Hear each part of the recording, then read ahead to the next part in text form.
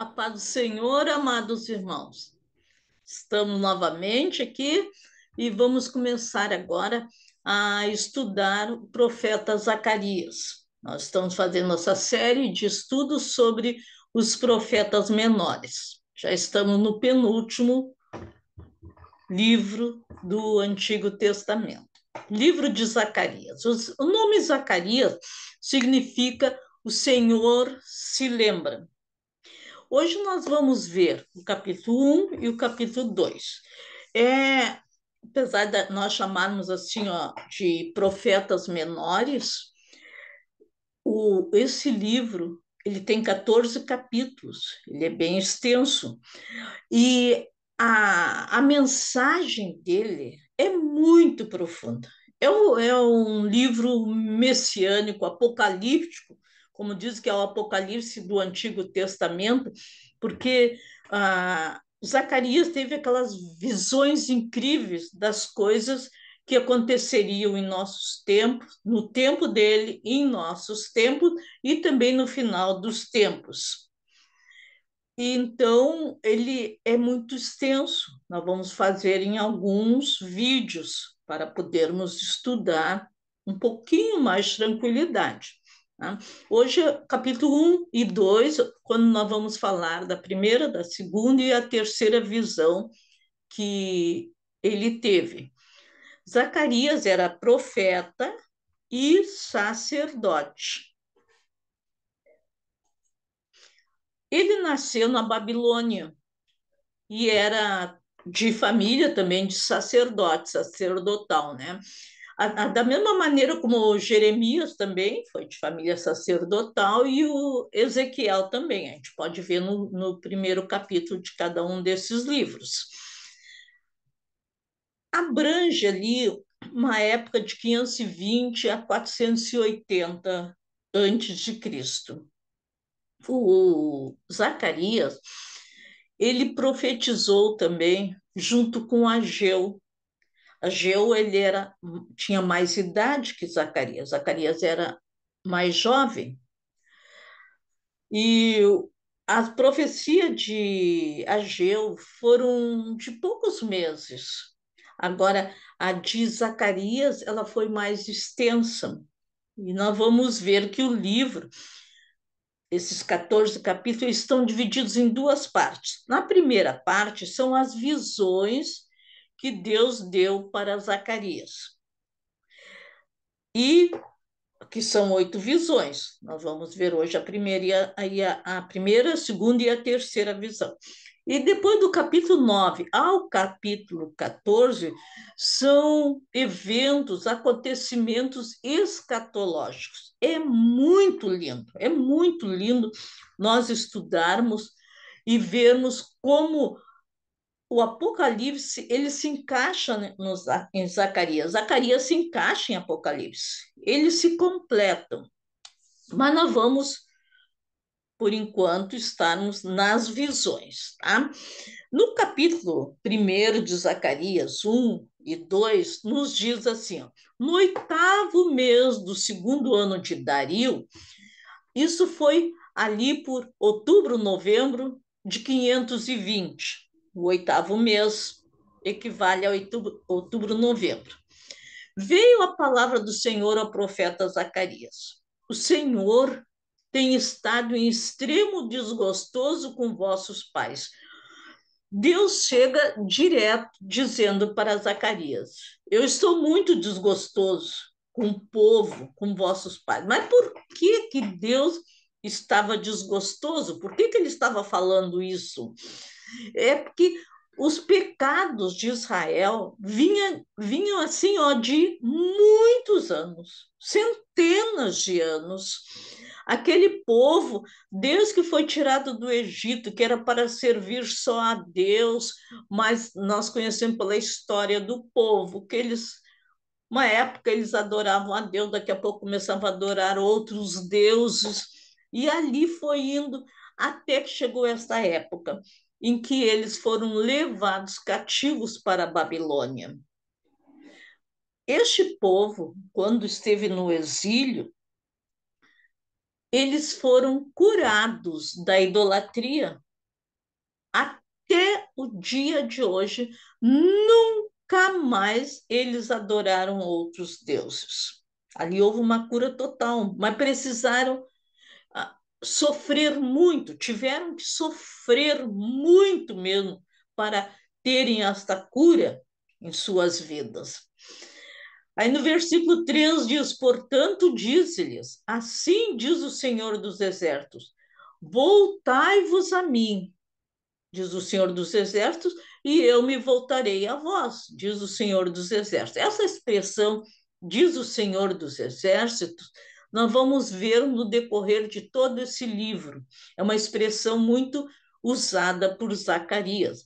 Aqui há um chamamento, o povo, o Deus queria que o povo voltasse para ele. Porque mesmo com todos os seus pecados, mesmo com todas as suas falhas, o amor de Deus era muito grande por este povo. E aí ele pede: se voltem, venham para mim, e eu vou me voltar para vós também, vou ajudá-los. No versículo 4, então, tem esse chamamento ao arrependimento, quando Deus diz: não sejais como vossos pais, aos quais os profetas antigos clamavam, dizendo: assim diz o Senhor dos Exércitos, convertei-vos de vossos maus caminhos e de vossos maus atos. Mas, porém, não escutaram, nem me deram ouvidos, diz o Senhor. E conhecemos quantos profetas falaram. Quantos profetas falaram com este povo e os instavam para que voltassem para o Senhor. E aqui Deus está dizendo: e vossos pais não se voltaram para mim. Não façam a mesma coisa. Venham, voltem-se para mim. E aí, nesta palavra do Senhor, nós vamos ver que em seguida Zacarias vai ter 8 visões. Essas 8 visões, os comentaristas, os estudiosos dizem que as 8 visões foram dadas numa mesma noite.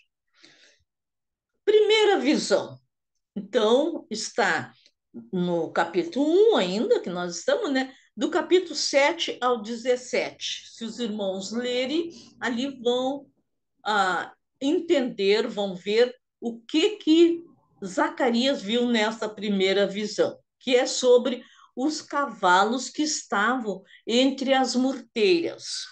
E o que significa isso? O que significa os cavalos? O que significam as murteiras? As murteiras estavam significando Israel, o povo de Israel.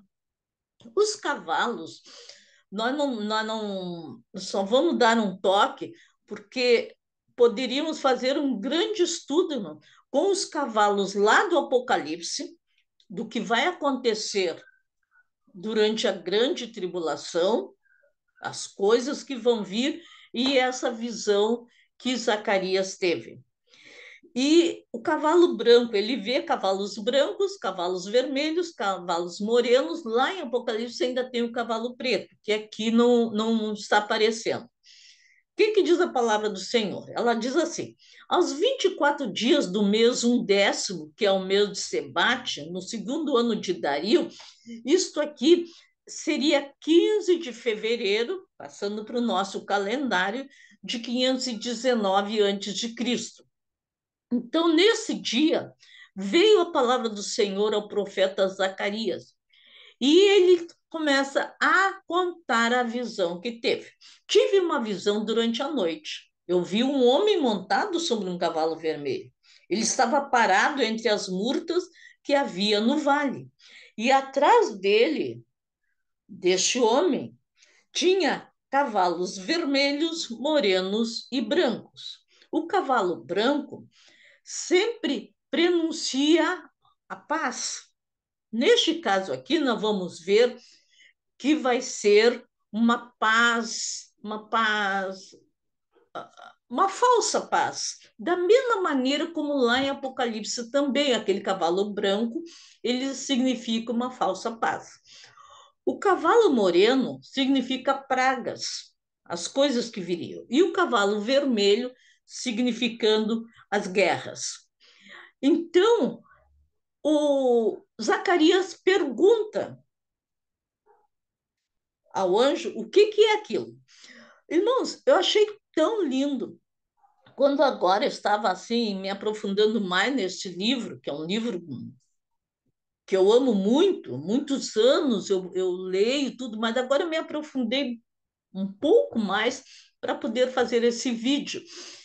E a didática aqui de ensino é tão grande para nós, porque ela é feita toda assim, ó, com perguntas e respostas. E sabemos que a gente que dá aula, os professores, sabe que quando há perguntas e respostas, esse ensino fica mais claro para os alunos. E aqui foi o que aconteceu para Zacarias entender bem. Ele perguntava, ele tinha tanta liberdade de falar com o Senhor que ele podia perguntar. E ele pergunta assim: então perguntei, quem são esses, meu senhor? Aqueles cavalos, aquilo que estava ali. E o anjo que falava comigo me respondeu: eu vou te mostrar o que eles são. Veja só que maravilha! Então respondeu o homem que estava entre as murtas e disse: estes são os que o Senhor tem enviado para andarem pela terra. Veja como é. O Senhor então enviou esses seres aqui como cavalos para andarem pela terra e ver o que estava acontecendo pela terra. E eles responderam ao anjo do Senhor. Mas antes disso, nós vamos ver uma coisa. O Império Medo-Persa, ele tinha subjugado todas as nações ali, os povos ao redor. Inclusive, como nós sabemos, Israel, que tinha sido levado cativo, estava lá na Babilônia. E as nações estavam gozando assim um tempo de prosperidade e de aparente paz. E até os israelitas lá na Babilônia, com o passar dos anos, eles foram se acostumando e muitos foram prosperando. E vamos ver o que isto fez no coração deles. Mas aqui eles respondem, aqueles espíritos que foram enviados para andar pela terra, e responderam ao anjo do Senhor que estava parado ali entre as murteiras, entre as murtas, e disseram: nós temos percorrido a terra, e eis que a terra toda está tranquila e em descanso. Só que era, como eu disse, uma falsa tranquilidade. Era uma falsa tranquilidade, era uma falsa paz, porque as guerras dali a pouco estouravam novamente. Mas o pessoal estava achando tudo muito bom. Então o anjo do Senhor disse: o anjo do Senhor clama ao Senhor: ó Senhor dos exércitos, até quando não terás compaixão de Jerusalém e das cidades de Judá, contra as quais estás indignado há 70 anos? Havia aquela profecia de que este povo, o povo de Israel, o povo de Judá, ficaria cativo ali na Babilônia por 70 anos. E esse tempo estava terminando e o povo estava lá. Então aqui esse anjo do Senhor clama, mas agora já está fazendo 70 anos, Senhor. E não vai ter compaixão do teu povo, não vai tirá-lo de lá. Tu tinhas dito que eles ficariam 70 anos. Está na hora de trazê-los de volta. E o anjo está clamando a favor ali da cidade de Jerusalém, a favor do povo, para que acabasse logo aquele período. Mas o Senhor respondeu ao anjo que falava comigo, dizendo palavras bondosas, palavras de conforto. Nós vimos em todos esses profetas menores, e também depois, se tivermos oportunidade, quero ver se consigo fazer o estudo bíblico sobre os profetas maiores, mas nos profetas menores que já temos passado, a gente vê que todos eles têm a palavra do Senhor, muitas vezes com julgamento, com coisas que iriam acontecer, com dores, aflições para o povo, mas em seguida Deus vem com amor, com bálsamo. Eu digo assim, ó, passando um óleo em cada um. E aqui acontece a mesma coisa. Então o Senhor respondeu com palavras bondosas, palavras de conforto. As palavras foram dirigidas ao anjo, porque ele estava falando com o Senhor. Mas a mensagem era para os judeus, era para Zacarias que estava ali. Então, eles tinham diante de si uma cidade com os muros derrubados. E quando veio aquela primeira leva ali para reconstruir em Jerusalém, levantarem os muros, nós conhecemos, nós já vimos ali no livro de Ageu que os povos ao redor impediram eles de continuar a obra, principalmente os samaritanos, e a obra parou. E agora eles estão, o anjo está clamando ao Senhor para que Israel consiga reedificar a cidade. O anjo que falava comigo continuou ainda falando, né? E disse: clama, dizendo: assim diz o Senhor dos Exércitos, tenho grande amor por Jerusalém e por Sião. Clama, para mim parece assim, ó, fala em grande voz, fala com grande autoridade, como se tivesse um microfone muito potente para que o povo entenda que Deus tem amor por eles, que Deus os ama com grande amor. Portanto, assim diz o Senhor: voltei-me, Deus falando, voltei-me para Jerusalém com compaixão. Minha casa será reconstruída, diz o Senhor, e o cordel será estendido sobre Jerusalém. Então, quando Deus fala, eu sempre digo assim, ó, quando Deus fala, está falado. Se ele disse que Jerusalém seria reconstruída, ponto final, ela seria reconstruída, a sua casa seria também levantada. E nós vamos ver que ele continua falando sobre o zelo de Deus pelo seu povo. Jerusalém e o templo foram destruídos. Sabemos a história, não é mesmo? Mas a promessa de Deus era que o templo seria reconstruído e o povo seria preservado e voltaria a habitar no mesmo lugar. A promessa era essa e isso iria acontecer. Mas a palavra vem de novo e diz, clama outra vez, dizendo, fala de novo, grita de novo essa mensagem. Assim diz o Senhor dos Exércitos: as minhas cidades voltarão a transbordar de bens. O Senhor voltará a consolar Sião e voltará a escolher Jerusalém. Que promessa gloriosa que aquele povo recebeu.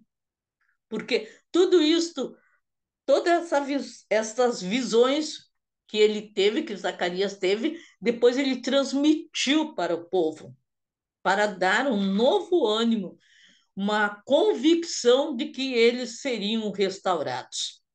Aí, Zacarias tem a segunda visão,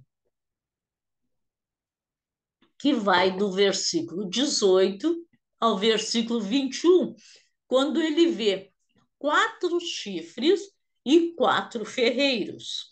O que significa isso? Vejam, versículo 18. Levantei os olhos e vi, e eu olhei, e eis que tinha 4 chifres. Aí eu perguntei ao anjo que falava comigo: o que que é isto?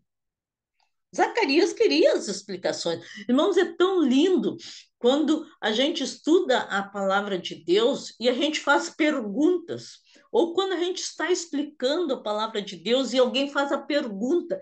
Isso demonstra interesse da pessoa de aprender, ou entender aquilo. E era o que Zacarias estava fazendo, ele queria entender o que ele estava vendo. Então o anjo respondeu: estes são os poderes que dispersaram Judá, Israel e Jerusalém. Aqueles 4 chifres representavam as nações que tinham subjugado Israel, tinham pegaram, dispersaram, como nós vimos lá no Reino do Norte, as 10 tribos, quando eles foram dispersados por todos os lugares. Agora, o Reino do Sul, Judá, quando foi levado para a Babilônia, essas nações, então, teria alguma coisa, Deus faria contra elas, porque elas tinham usado de muita crueldade para com o povo do Senhor.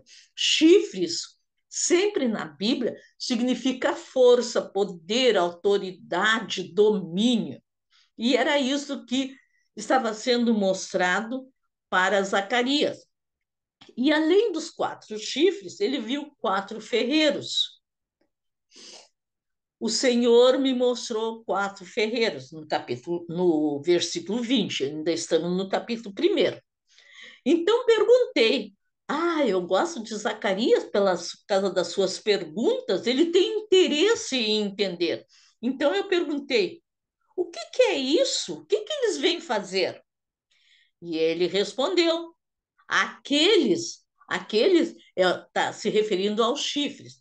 Aqueles são os poderes que dispersaram Judá, de maneira que ninguém pôde levantar a sua cabeça. Mas agora, esses 4 ferreiros, eles vieram para os amedrontar. Amedrontar quem? Amedrontar os 4 chifres, as nações que dispersaram o povo de Israel. Para Eles vêm, esses ferreiros, para derrubar os poderes das nações que levantaram o seu poder contra a terra de Judá para a espalhar. Está no versículo 21. Então, os inimigos de Israel seriam destruídos, porque Deus vela pela sua palavra para a cumprir. E, em seguida, Zacarias tem a terceira visão, quando Jerusalém é medida. Jerusalém estava destruída. Coloquei essa gravura aqui da Jerusalém, daquele tempo destruída. Se alguém olhasse, diria, mas isso aqui não tem mais jeito. Mas havia uma promessa de que ela voltaria a florescer. E o que que diz ali? Levantei os olhos, novamente, né? Zacarias está falando. Levantei os olhos e vi. E eis um homem que tinha na mão um cordel de medir. E eu disse: para onde que tu vais? Aquele homem com um cordel de medir. E ele me disse: vou medir Jerusalém para ver qual é a sua largura e qual o seu comprimento. Aqui Deus confirma mais uma vez que vai reconstruir Jerusalém e que será habitada por muitas pessoas, tanto judeus como gentios. Queridos, qualquer obra que é feita, nós podemos olhar em qualquer lugar que vão levantar uma casa ou levantar um prédio, uma fábrica, seja o que for. Primeira coisa que a gente vê são aqueles homens colocando aqueles cordões, aquela para medir e marcar, eles colocam estacas, não é mesmo? Nos 4 pontos, medem direitinho a largura, o comprimento. É dessa maneira que inicia uma construção. A Jerusalém, Deus está fazendo a mesma coisa, mostrando para Zacarias que ele estava começando a obra por onde tinha que começar, medindo para ver qual seria o tamanho da obra, da cidade. Aí agora nós já estamos no capítulo 2, né? Porque essa terceira visão está no capítulo 2. A primeira e a segunda visão no capítulo 1. E eis que saiu o anjo que falava comigo, e outro anjo lhe saiu ao encontro. Veja, um tinha falado, né, que iria medir a cidade, e aí ele saiu e veio outro anjo ao seu encontro. E esse outro anjo disse: corre, fala a este jovem, dizendo: Jerusalém será habitada como as aldeias sem muros, por causa da multidão dos homens e dos animais que haverá nela. Essa profecia era ali para os tempos deles, de Zacarias, daquele povo, que Jerusalém seria construída, e ao mesmo tempo lá para o final dos tempos. Porque em todas as épocas as cidades sempre tiveram muros. Mas nós sabemos que quando Jesus descer dos céus com a sua nova Jerusalém, ela não terá muro. Por quê? Mas como é que vai ser guardada? Muitas pessoas irão até Jerusalém sem impedimento algum. Mas como que ela vai ser guardada? E aqui ele mesmo responde, no versículo 5 do capítulo 2: pois Deus, eu serei uma muralha de fogo ao redor dela, diz o Senhor. Eu mesmo serei no meio dela a sua glória. Quem é que ousa passar por uma muralha de fogo? Ninguém ousa. O fogo é o símbolo da presença de Deus. Isso fala conosco também em nossos dias. Aquele que está ligado com Deus, em comunhão com Deus, cheio do poder do Espírito Santo, nós sabemos que estamos rodeados de fogo. E o inimigo não pode chegar até nós. Glória a Deus por isso, porque nós estamos guardados pelo Senhor. Jerusalém não precisará de muros, pois o próprio Senhor vai ser a muralha de fogo em derredor dela. É muito lindo, né? A palavra de Deus, ela nos encanta, irmãos, nos encanta. Israel, então, é exortado a voltar para Sião, porque muitos estavam ainda lá na Babilônia, já tinham se passado 70 anos, e nesses 70 anos eles comercializaram, eles se fizeram, muitos enriqueceram lá na Babilônia, eles tinham seus negócios, tinham prosperado, e quando vieram alguns, que vieram 50.000 para Jerusalém, a maioria ficou. Ai, mas e voltar para Jerusalém? Ela está toda destruída, o templo foi queimado, a cidade foi queimada. Nós estamos tão bem aqui na Babilônia, está tudo tão tranquilo, a Babilônia está em paz. Agora nós vamos ir para lá de novo, começar tudo de novo. Mas olha o que Zacarias nos escreve aqui, capítulo 2, versículos 6 e 7. Vamos! Ele grita: vamos, vamos! Fujam da terra do norte, diz o Senhor, porque vos espalhei pelos quatro ventos do céu, diz o Senhor. Vamos, fuja, tu que habitas com a filha da Babilônia. Olha o chamado de Deus para Israel sair da Babilônia. Mas por que isso? fujam, corram, saiam rápido daí. É porque Babilônia ia ser destruída. Babilônia era uma daquelas nações que fizeram mal para Israel. Como nós vimos aqui nos slides anteriores, os quatro chifres, as nações que, a Síria, né? As nações que vieram com muita violência contra Israel.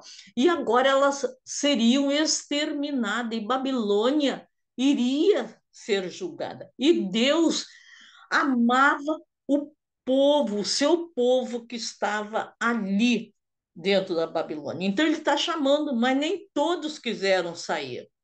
A mesma coisa acontece hoje, queridos. Nós estamos falando que Jesus está voltando, mas nem todos conseguem crer nisto ou querem sair do seu bem-estar, da sua vida que eles têm. Mas que o Senhor tenha misericórdia, que muitos sejam salvos, assim como ali em Israel, que muitos saíram da Babilônia, mas infelizmente também muitos ficaram e acabaram padecendo ali. Então, Deus iria trazer juízo sobre contra a Babilônia. E eu coloquei aqui, muitos judeus queriam permanecer na Babilônia, mas o Senhor os exorta a voltarem para a sua terra. No versículo 10, diz assim: exulta e alegra-te, ó filha de Sião, pois eis que venho e habitarei no meio de ti, diz o Senhor.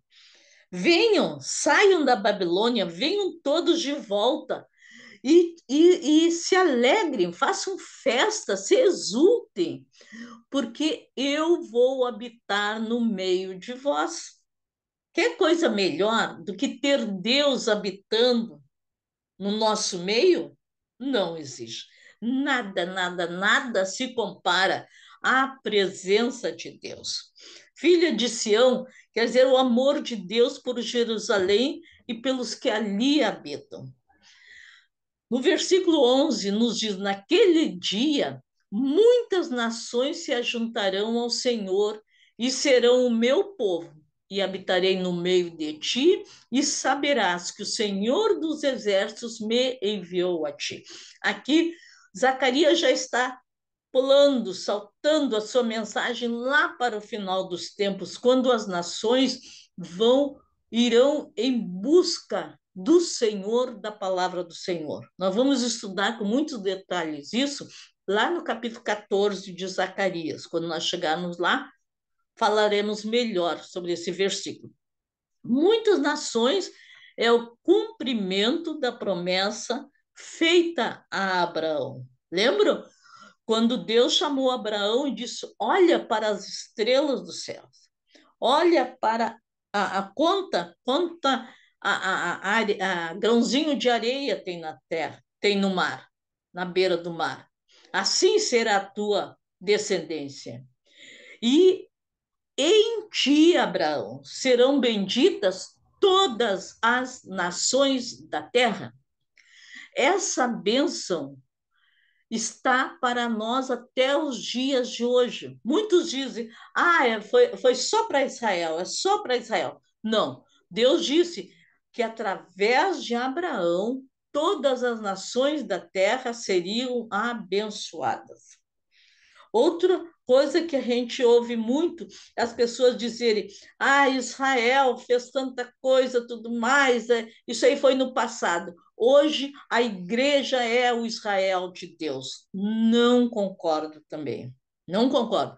Israel continua sendo Israel, continua sendo o povo de Deus, continua havendo promessas grandiosas para eles e eles vão habitar com o Senhor.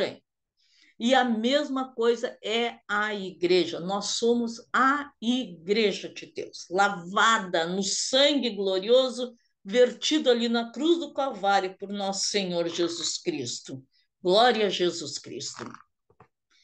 No versículo 8, eu falei o 10 e o 11, e quis deixar esse 8, porque para terminarmos eu achei ele muito lindo, que fala que nós somos a menina dos olhos de Deus, o seu povo, o povo de Israel e o povo gentil salvo por Jesus Cristo. É considerado, é a menina dos olhos de Deus. Assim diz o Senhor dos Exércitos: para obter a glória, ele me enviou às nações que vos despojaram, porque olha que coisa mais linda, meus amados, porque aquele que tocar em vós, toca na menina dos meus olhos. Essa palavra foi dada ali para o povo de Israel. Aqueles que tinham tocado no povo, tinham feito eles sofrerem, eles ganhariam a sua paga, porque o povo de Israel era a menina dos olhos de Deus. E hoje, para nós, é a mesma coisa. O inimigo não pode nos tocar. E não nos toca, queridos, quando nós estivermos rodeados com este fogo do Espírito Santo em nossas vidas, quando nós estivermos na presença do Senhor a cada momento do nosso dia, porque nós somos a menina dos olhos de Deus. Imagina a mínima coisinha nos nossos olhos, a dor que sentimos. É a mesma coisa que Deus sente quando um filho seu se perde, quando um filho seu vai embora, quando um filho seu o abandona, mas que nós estejamos firmados com Cristo. Deus mostra o seu amor para conosco, dizendo que quem toca em nós, toca na menina do seu olho. Glória a Deus. As três visões, as primeiras três visões foram estas. No nosso próximo encontro, daqui 1, 2 semanas, não sei bem, nós vamos então continuarmos com as visões. Creio que vou fazer 4, 5 e 6, se possível, né? Então, hoje é isso, eu agradeço. Eu coloquei aqui o meu YouTube, se alguém ainda não tem, aonde lá eu tenho todas as lições do Apocalipse, se alguém quiser estudar o Apocalipse, as 22 lições estão lá, e todos os profetas menores até neste momento. Meus queridos, que Deus abençoe vocês, que Deus abençoe grandemente, e vamos estar firmados com o Senhor, esperando a sua vinda gloriosa, porque breve Jesus voltará. Glória a Deus, a paz do Senhor para todos os amados irmãos, em nome de Jesus Cristo.